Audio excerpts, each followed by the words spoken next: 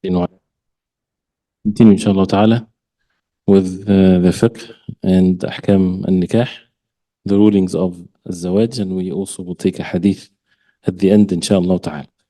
The last thing we talked about is the pillars of al-nikah, arkan al-nikah, or the pillars of al-zawaj. There are two rukn, and a rukn, pillar, that means without it, there is no whatever the rukn is. If there is no rukn is done for the salah, there is no salah. Salah is not there. So either a person gets the rukn or he has to repeat the salah. So the same thing, arkanul zawaj, that means there's no zawaj, there's no marriage unless there are the pillars to be fulfilled. And we'll still talk inshallah ta'ala today about the conditions. And the consequences of not applying is basically almost the same with some slight differences, that both pillars and conditions, they have to be fulfilled. Otherwise, there is issues or the nikah or the marriage is not established. The pillars we talked about, al-ijab wal-qabul, and we said we have to keep them like this. We're not going to necessarily translate the terminology of it. Instead of saying offer and acceptance, we'll just keep it as al-ijab wal-qabul. And al-ijab is the word that comes from the wali of the woman, the guardian, or the one that acts on his behalf. That would give the meaning of the, as they say, the offering, but it's called al-ijab. That means he make it an obligation. He make it binding by saying something, and then the other side will accept, which is al-qabul, by saying qabiltu al-zawaj and things like this. There are more details of the specific words, what to be said and things like this, but we're just taking things in the most basic state. And just to mention an example, where the ulama, they make sure that everything is mentioned specifically. Like for example, if someone has more than one daughter, and he says, zawajtuka ibnati, I make you marry my daughter. Which one? Can it be just anyone that just say it like this and what his intentions is valid and it's sufficient? No. Has to be specifically. Which daughter? It doesn't have to be with her name, but he can say the oldest of them, the youngest, something that makes it, this is this particular daughter, so that things are not ambiguous. Even though, the norm is that people, for example, nowadays when they get married, there is meetings before and things like this, so both parties, they know exactly who they're getting married to. So even if they said it in the way that things are set up now, it's valid, but to make sure that things are done in the right way, and that's what the norm is when people make the aqd, the contract of a nikah, they would mention the name or being very specific for both, and someone can act on behalf of the husband to be. It doesn't have to be himself. So also the name has to be mentioned or who he is and things like this. So this is, and more details of course to this, but the two pillars that we need to remember is al-ijab wal-qabul. Then this is where we stop. Then shurut al-nikah. Shurut al-nikah meaning the conditions for al-nikah or for the marriage contract. And there are 4 conditions. And what's the meaning of a shart or the condition? It means that if the condition is not there, then the marriage is not valid. So what's the difference between the rukn and the shart? One difference between both is that the rukn is from the matter itself, versus the shart is still, the contract is not valid unless it's there, the condition, but it's not from the matter itself, something that is from the outside. So that's like the example of the salah and the tahara. Wudu is shart of the salah. Wudu is not salah. Wudu is something else. So it's a condition for the salah. Without wudu, there's no salah. Reciting Surah Al-Fatiha is pillar of the salah because it's part of the salah. So the same thing applies here when you talk about the shurut. So شروط النكاح أربعة, 4, one of which is تعيين الزوجين. تعيين الزوجين. The 2 spouses are to be specifically mentioned. تعيين الزوجين. With whatever that means. So they have, of course, to each one know exactly who they're getting married to. So which person versus another, names, more characteristics to be mentioned. And as we know that the contract is not necessarily something that is going to be written. And the Deen of Islam and the Ahkam of the Deen of Islam fits at all times in any environment under any circumstance. So you don't need to have a sophisticated system for you to apply the Deen of Allah. So even if people they have no means of writing or anything, marriage does not require writings. So if it's done verbally, same thing with contracts, but with witnesses and things like this. Of course, it's best to be written and to be documented and to be registered and all of that to preserve the rights of people. But as far as religiously, what makes the contract a contract and it's binding is just these conditions and these pillars to be fulfilled. So تعيين الزوجين, both spouses have to be specifically known. Number two, رضا الزوجين فلا يجوز إكراه أحدهما على الآخر. رضا الزوجين, that الزوجين is the dual ones, meaning the spouses, both the husband and the wife, they have to be, they agree to the marriage. So no one is to be forced to marry someone else. رضا الزوجين. And the meaning of a rida here is not that they're pleased and happy, and means that they agree to it, right? It's they agree to get married. So فلا يجوز إكراه أحدهم على الآخر. It's not permissible to force one to marry the other, but they have to agree to it. And how to do this, there's practicalities to it, of course, and it shows the etiquettes and the manners to be observed. He says, وتستأذن البكر والثيب. When it comes to the woman's side, she's either bikr or she is thayyib. Al-bikr is the one that never married before. And a thayyib is the one that was married before, right? So this is the bikr versus the thayyib. Is both of them are to be taken the permission or only the thayyib? Both. And if you look in the books of fiqh, there are differences of opinions, yes. And assuming that everything is dealing with people that are normal human beings, not people that they have, mental illnesses or evil or something like this. So, and there's evidences on both sides, but what is correct, and Allah subhanahu wa ta'ala knows best, that they're both are to be taken the permission. And this is the meaning of a rida, that they need to be permitting that they get to marry, to get married. But then there is difference in the way they respond. He says, وَالْإِذْنُ صِمَاتُ الْبِكْرِ وَنُطْقِ الثَّيِّبِ, which means, like say, for example, the father is the wali, and someone comes with the intention of marrying his daughter. She's never been married before. So he would ask her for her permission. Would you agree to marry so and so? Her acceptance is what? Simat, that means her silence. Her silence is the acceptance. If she's silent, that means she accepts. Why? Because a woman that has never been married before, she is shy. She has the haya, shyness, which has and this is by the statement of the Prophet ﷺ, this is how to take her permission, which has a great implications to it. And that's why when a girl, for example, she's not married, it is against the manners that they will talk about marriage, or they talk about marriage in front of her, or she talks about marriage, or I want to get married to this, or when I get married, I'll be this. This is something that they stay away from, because this is against this beautiful characteristics of shyness. And as mentioned before, that the only characteristic that Allah subhanahu wa ta'ala mentioned about the wife of Musa alayhi salam is that she was shy. جاءته إحداهما تمشي على استحياء. When she came to him walking على استحياء, with shyness.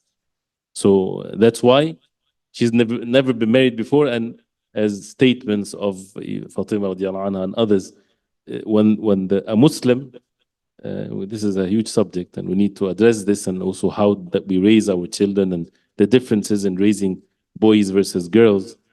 They, when they are young and they are not married and things like this, they don't know how the man acts. They're not exposed to this environment. They're only in the environment of women and their maharim and their father and their uncles and things like this.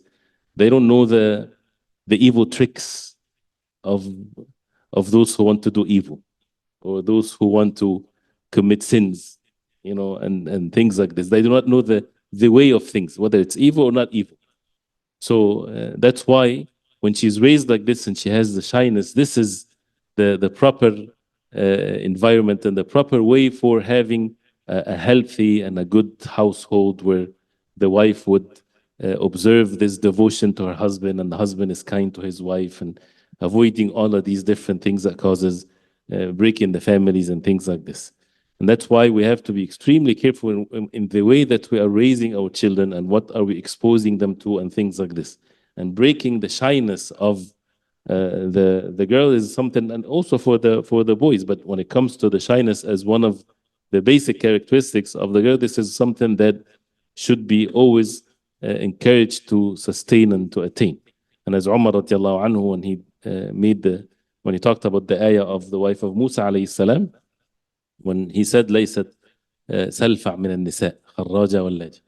She's not سلفع. سلفع is the المرأة الجريئة, the brave woman, meaning she stands and she talks to the men like this and she has no problem with it whatsoever. She goes in and out all the time. She has no shyness.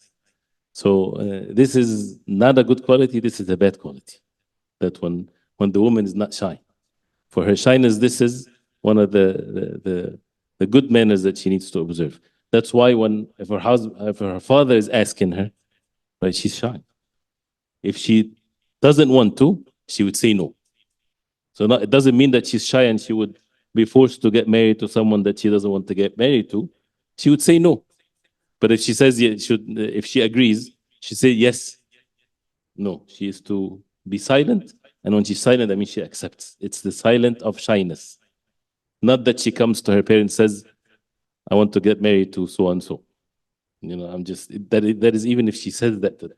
In some cases, Allah musta'an. May Allah subhanahu wa ta'ala protect our families and our women and everyone from disobeying Allah subhanahu wa ta'ala. So again, the idhn is simatul bikr. If she's bikr, never been married before, is her silence. وَنُطْقُ الثَّيِّب. A thayyib, if she's been married before, then she needs to say yes. So, and there are many great wisdom behind this. And the hadith of the Prophet ﷺ is clear. Because the goal of this also is to sustain the marriage, to make the marriage, if there is marriages, to be strong. So if she is thayyib, that she's been married before, right? So she would have an idea or more of an opinion of what exactly she's looking for and things like this, versus someone that has never been married before. So nutqu thayyib. And she's still shy and everything, but she has to say with agreeing, yes. So الصمات here is in agreeing. He says, وَلَا يُشْتَرَطُ ذَلِكَ مِنْ مَجْنُونٍ وَمَعْتُوهٍ. He says this is not a condition for someone that is insane, majnoon, or al-ma'tuh is the one that is semi,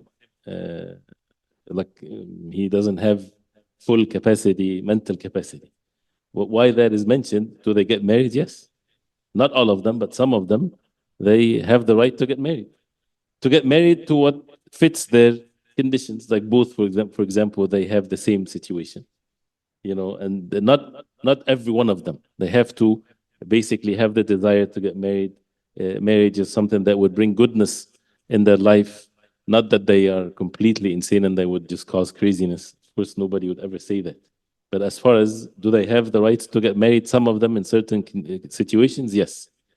So in that case, if someone is like that, he might not have the capacity to agree or not to agree. So the parents would know better for them what's their situation would fit them best. So this is where, when it comes to the rida or the acceptance. Clear from fiqh perspective, we talked about other things, but this is important to understand, and it has its implications, inshallah. Number 3, as a condition, is al-wali. Al-wali is the guardian. And the subject of al-wilaya or guardianship is a huge subject, not just in marriage. There is wilaya al-mal, on wealth, for example, or al-abdan, or on physical individuals, or even the wali, like the ruler and things of that nature. So al-wali here with regards to the marriage, and he is a wali upon the woman. So al-mar'a la tuzawwiju nafsaha. The woman does not get herself married. She has to have a wali to get her married. ويشترط, the conditions, there are conditions for the wali. Who is the wali?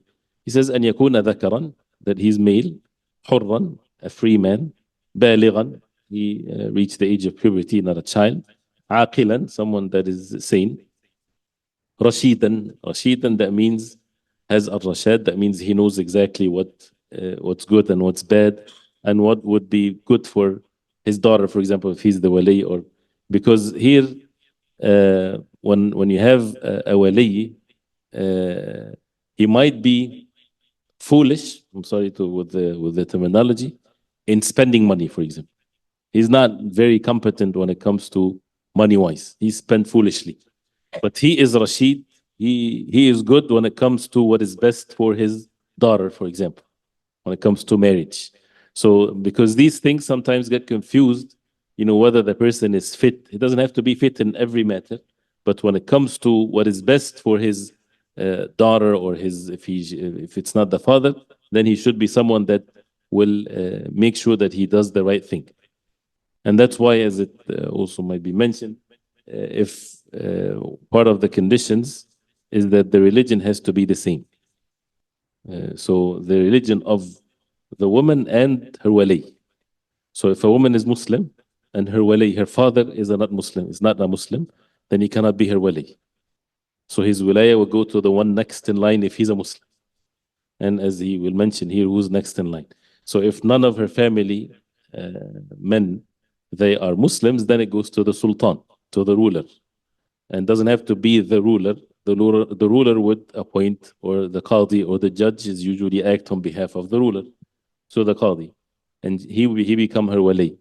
And in situations like, for example, in the West and things like this, then the ones in charge, for example, of a masjid or something of that nature, but he still have to be, it's not a position that is of no function to it whatsoever. A woman comes, she already decided, I want to get married to this, can you be my wali? Sure, when the time of the marriage, at this time, and he comes, sure, no problem, let's go. So what's the job of the wali? He has a job to make sure that that person is going to marry her, he fits that position. And he would talk to him and he would see, did he give her mahr or not, where he coming from, he has what kind of understanding that he has, things like this. So he has a job to be done. So he's a ذكرا حرا, male, free, بالغا, after the age of puberty, عاقلا, someone saying Rashidan, is able to see things in the right way, عدلا, and this is basically where the deen comes in place. عدلا is usually translated as just, meaning someone that is righteous, someone that is religious. So that means if someone is fasiq, someone that is openly committing sins, he cannot be a wali. Some said that yes. But as some of the ulama, they said, if we apply this condition, many women won't be able to get married. If the wali has to be a righteous, obedient to Allah subhanahu wa ta'ala in every matter. But then they say, as long as he is upright in the way that he would deal with the rights of his daughter, for example, how to look for the one that wants to marry her, to make sure that it's, he will fulfill her rights and things like this. So عدلا ويشترط الاتفاق والدين, he mentions here, ويشترط الاتفاق في الدين. الاتفاق في الدين, that they're both upon the same religion. So al-adala is one thing, that the wali is righteous, and they have to be upon the same religion. So for example, if someone, and if it's permissible for him to marry a Christian woman, for example, with the condition is being met, I'm talking about theoretically, then her father, which is a Christian, can be her wali, because they have the same religion. But they cannot both be of different religions. He says, وَأَبُو الْمَرْأَةِ أَحَقُّ بِتَزْوِيجِهَا. Then talks about who is the wali, or who comes first as the wali. So how many conditions first mentioned? ذكر, number one, حر, free, بالغا, adult, عاقلا, sane, رشيدا, wise, or have the ability to make decisions in the right way, عدلا, righteous, number six, and ويشترط الاتفاق في الدين, they are upon the same religion. So 7 conditions here are mentioned to the wali. Who now has the right to be the wali? Abu al-Mar'a, the father of the woman. If all of the conditions before are applied, he fits him, then the father is the one that has the right, of course, to get his daughter married. ثم وصيه في النكاح. Who's next in line? وصيه. What he would say, that he would act on my behalf. The father, for example, is sick and he's not able to leave the house, and they're going to make the marriage contract somewhere else. So he would appoint someone. This someone can be his friend, he's someone that he trusts, or a sheikh, or anyone. So he would appoint him. So this is wasiyuhu. Then this is the second in line. Who's the one that appointed him? The father. The father, or the one that he appoints to act on his behalf. ثم, then what's the next in line? ثم جدها. Then her جدها لأب, her grandfather from the father's side. So the father of the father comes next. وإن على, then even if it goes up. So the grandfather, the great grandfather, as long as it's from the father's side, he's the one next in line. And as you see here, the wali, to make it easy to understand the order, there's no female in between the woman and her wali. No female in between. What does that mean? Her father, her grandfather from the father's side. She is related to him without a female in between. Of course, he's married, but grandfather, father, herself. Then the great grandfather, great grandfather, grandfather, father, herself. Like this. No female in between. And then that's why after that, if there's no grandfathers, then ثم ابنها وإن نزل.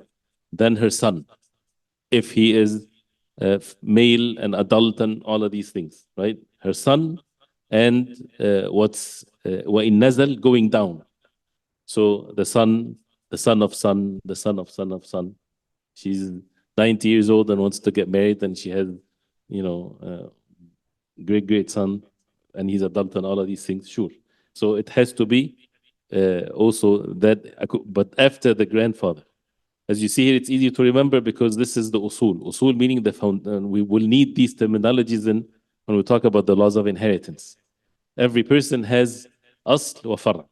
Al-asl is where you're coming from, your roots. It goes up, as they call it, ala, meaning the father, grandfather, and so on. And al-furu' is the branches. Here the sons and sons of sons and so on. ثم أخوها لأبوين. Then her brothers. لأبوين meaning full brothers. The full brothers of the woman. Full brothers, that means from the same mother and father. Then ثم لأب. Then the one after that is the paternal brother from the father's side. They have the same father but different mothers. So he comes after the full brother. ثم ابناهما كذلك. Then their sons, the sons of the full brother, then the son of the half brother or the paternal brother. ثم عمها لأبوين. Then her full uncle from the father's side, the father's brother, right? So the father's brother, the am. Some people, they refer to the am right away. If the father is not there, they go to the uncle, meaning the father's brother. No, he comes in later on. So the grandfather first, the sons next, the brothers, and then the different types of brothers, then the am. And the same thing, the full am, the full al-am here is the uncle from the father's side, because the uncle from the mother's side is called what? Al-khal. Khal is the uncle from the mother's side.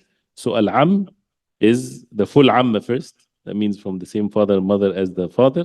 ثم لأب, the am, the uncle from the father's side, paternal one, they share the same father. ثم بنوهما, then their sons. So the sons of her uncle, so her cousins. And as you see, there's no female in between. Even the cousin is related without a female in between. So after all of that is done, ثم أقرب العصبة نسبا. أقرب, if none of that is present, then the closest عصبة. The word عصبة also will use it in the mawarith. Al-asaba is basically what we said, no females in between. They can be related to the woman without any female in between. And that shows the importance of lineage in Islam, because there are ahkam that comes as a result of this. That's why things when happens out of wedlock and things like this, many of the ahkam is ruined. One of which is the diya, even when they have to pay the diya if someone, killed someone or something of that nature. One of which is this. So as you see here, if you make it easy to remember, is you have the father, then the grandfather, and then the son, and then the brother, and then the uncle, and then the brothers and their sons, and then the uncle and their sons. And then you add the paternal and all of these things according to who comes first. If you, inshallah, if we'll continue, inshallah, if you have any questions, we'll do it at the end, inshallah. ثم أقرب العصبة نسبا. So the closest and asaba afterwards, those who are related to the person without any female in between. It can go on and on. You understand the point of no female in between? Clear? He says, then if none of that is among those people that you don't fulfill these conditions, then ثم السلطان. Then the sultan, which is the ruler or the one in charge. If one of these, they lack some of these conditions, then the wilayah goes to the one next. So the father, for example. Say the father, if he is not a Muslim, then it goes to the next one. We see the next in line. Or say, for example, he does not want his daughter to get married, period. Or he wants his daughter to get married to a fasiq, a sinner. He would never allow his daughter to get married to someone that is righteous. He hates those who are religious. For example, something like this. Then there's no wilayah for him. Anything that would cause harm. Then it goes to the next and so on. And if in some situations where the only way for her to things to be done right is that she goes to the qadi or the judge, then the judge can bring who's next in line if there is, or if there's none, then the judge will get her married. But not to go to the judge at first. The judge does not have the right. It's in this order unless there is none of them, or they do not fit these conditions that are mentioned. This is the third condition, which is al-wali. Without the wali, the marriage is not valid. Because the Prophet ﷺ, he said, لا نكاح إلا بولي. There is no nikah unless there's a wali. And أيما امرأة تزوجت من غير ولي فنكاحها باطل. Any woman that gets herself married without a wali, her marriage is batil. It's false. Does not count. Someone would say, but in Madhab Abi Hanifa, it's valid to get married without a wali. But this is against the Jumhur. And it's, then a person would say, but if someone lives in a country where they rule by the Madhab of Abi Hanifa, the marriage is not valid? No, their marriage is valid. Right? So their marriage is valid. Why? Because they follow whatever the opinion that is there. Right? And they get married that way. So nobody is ever to say, and none of the people of knowledge ever said, this whole country that goes by the Madhab of Abi Hanifa, their marriage is not valid. Of course not. Their marriage is valid. But is that the correct opinion? No. There's differences here, right? Because with matters of marriage and divorce and things like this, people need to refer to their authorities if there's an authority, or if then the ulama, they're the ones that deal with these matters. And it's a valid meaning, not that it's correct opinion, but it's a valid opinion, valid among the ulama. And there is evidences, and you can debate with the matter. But the majority of the ulama are upon the other one. So if a person is presented by this, say for example, if two people come forward and they said they get married without a wali, and a person is taking the opinion that they have to have a wali, which is the majority of the ulama, is the marriage what? Correct the marriage. Correcting the marriage meaning that you do the marriage again in 5 minutes, but where's the wali? Let's get the wali and get the marriage done. So it's not that, and if there are children that came as a result of this marriage, they're valid children for them. But just to correct the marriage is something else. But let's keep it this way, inshallah. 2 more with the conditions. Ash-shahada. Number 4, ash-shahada. They said 4 conditions, right? But ash-shahada, which is the witnesses. Ash-shahada. So there has to be witnesses to the marriage contract. It says, فَلَا يَصِحُّ النِّكَاحِ إِلَّا بِشَاهِدَيْنِ عَدْلَيْنِ ذَكَرَيْنِ مُكَلَّفَيْنِ. The nikah, the marriage is not valid unless there's 2 witnesses, adlain, the same condition as the wali. Adlain, that means they're trustworthy, religious, right? Dhakarain, 2 male, righteous people. Mukallafain, that means they are adult, they are responsible for their actions.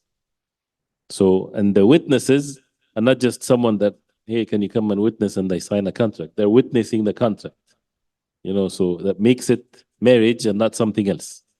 And that's why these, if a man and woman, they get together and they get married without anyone witnessing their marriage, this is not marriage.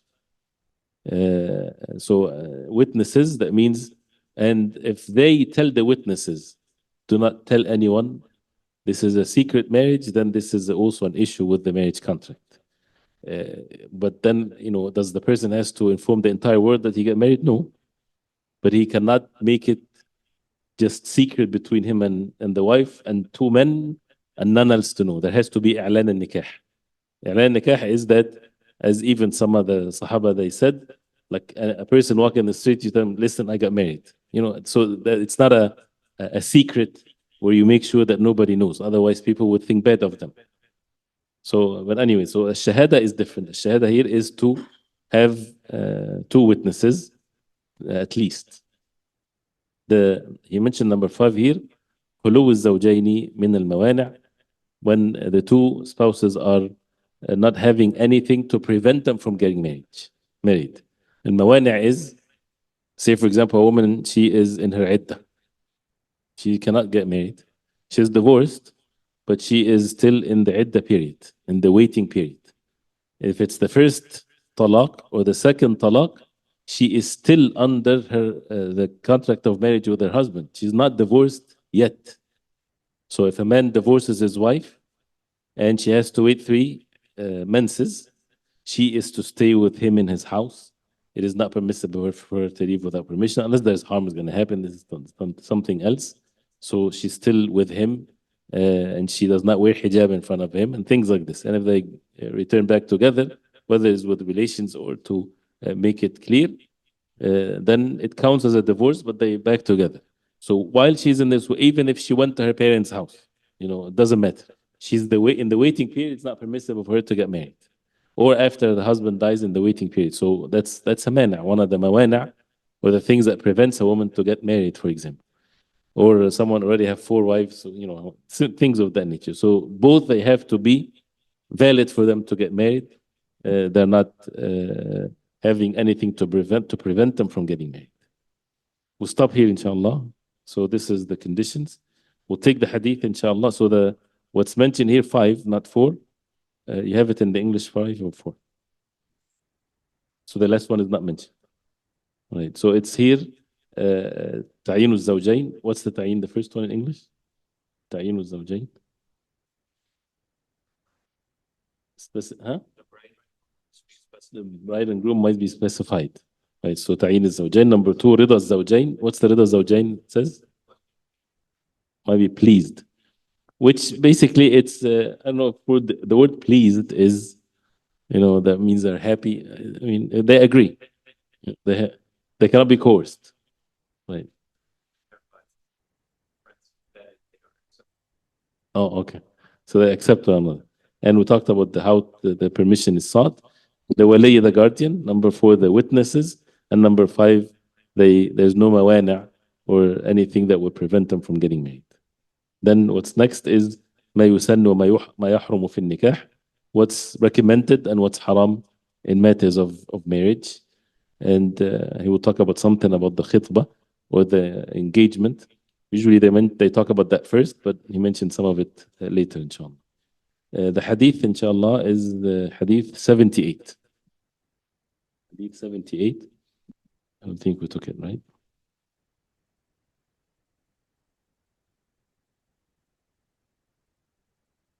Okay. Hadith 78, inshallah. It's an important hadith in tayammum, and other benefits with it, inshallah.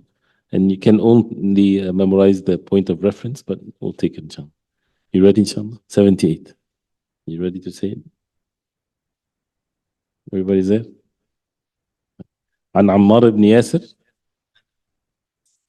رضي الله عنهما قال بعثني النبي صلى الله عليه وسلم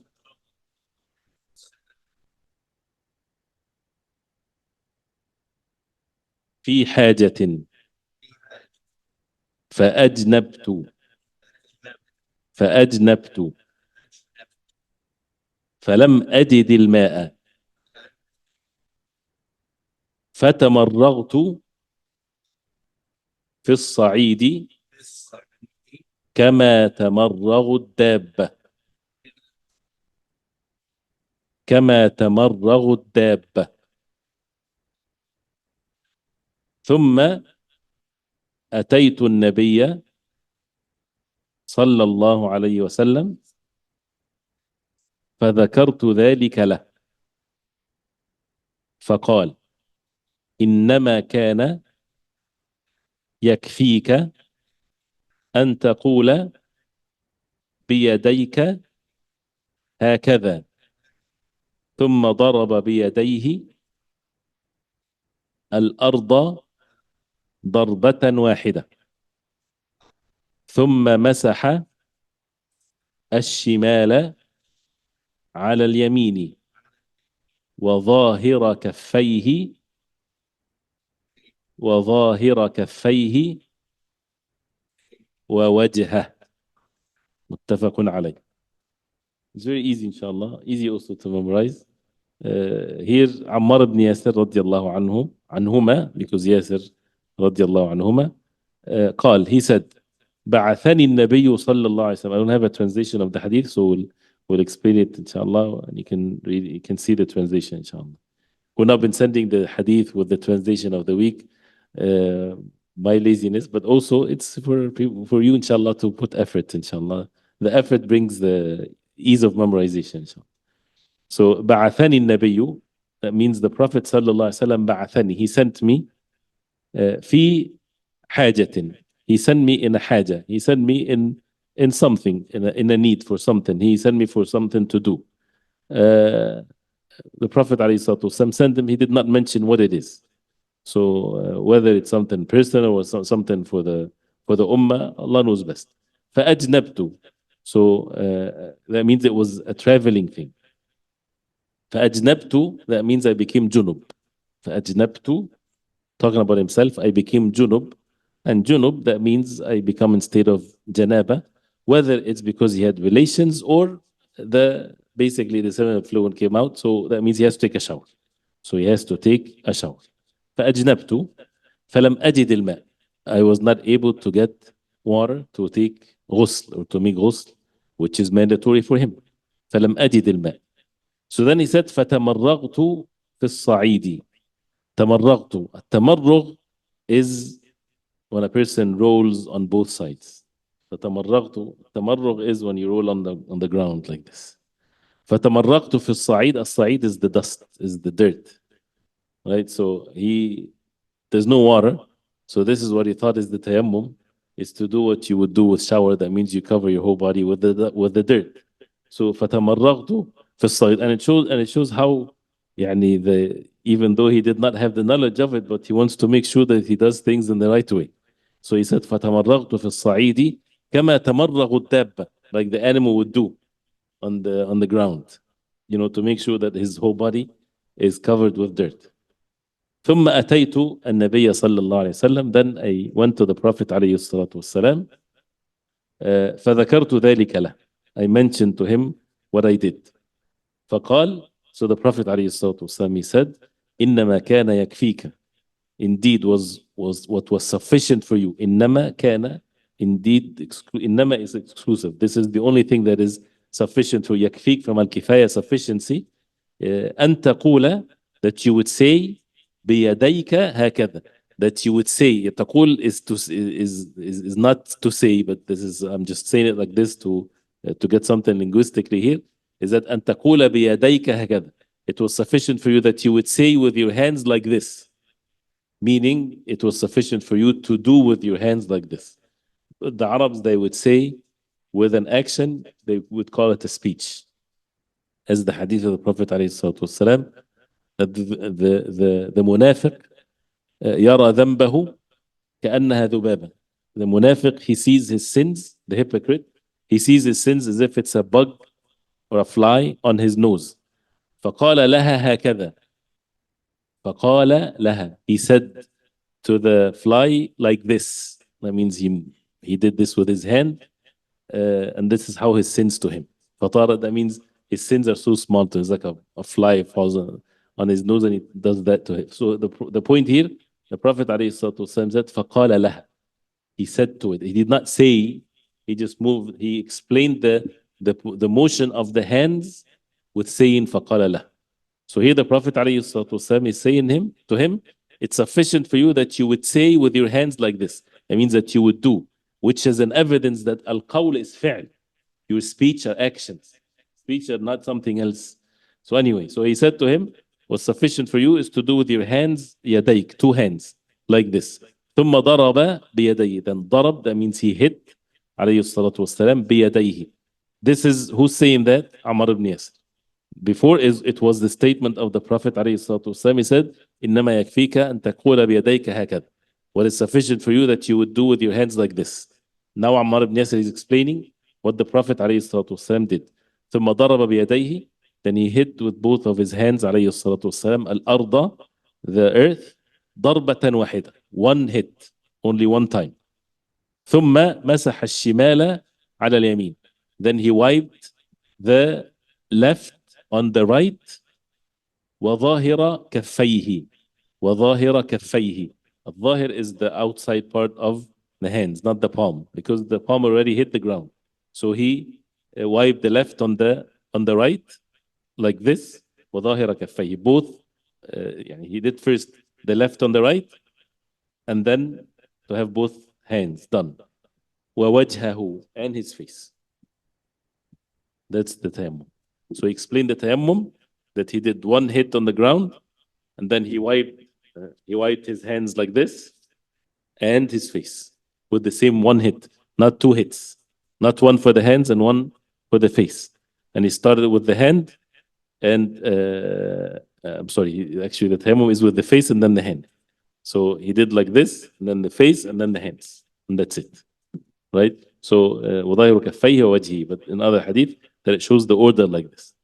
So this is what he mentioned here with the hadith. So ثم ضرب بيديه الأرض ضربة واحدة وظاهر كفيه. The maternal uncle does not fit because he's not asaba. He's not from the asaba, but he can act on behalf of one of the asaba. So for example, if the one in turn is the uncle, the full uncle, and he's not present, he can say to the maternal uncle, can you act on my behalf? Which is, anybody can do the same thing. Let me see okay, there's questions here, but the attendance code is Zawaj 5 conditions. Zawaj 5 conditions, one word. ZAWAJ 5, number 5 conditions, right after that. طيب, anything else? بارك الله فيك. صلى الله وسلم وبارك على محمد وصحبه وسلم. سبحانك اللهم ربنا وبحمدك أشهد أن لا إله إلا أنت أستغفرك وأتوب إليك.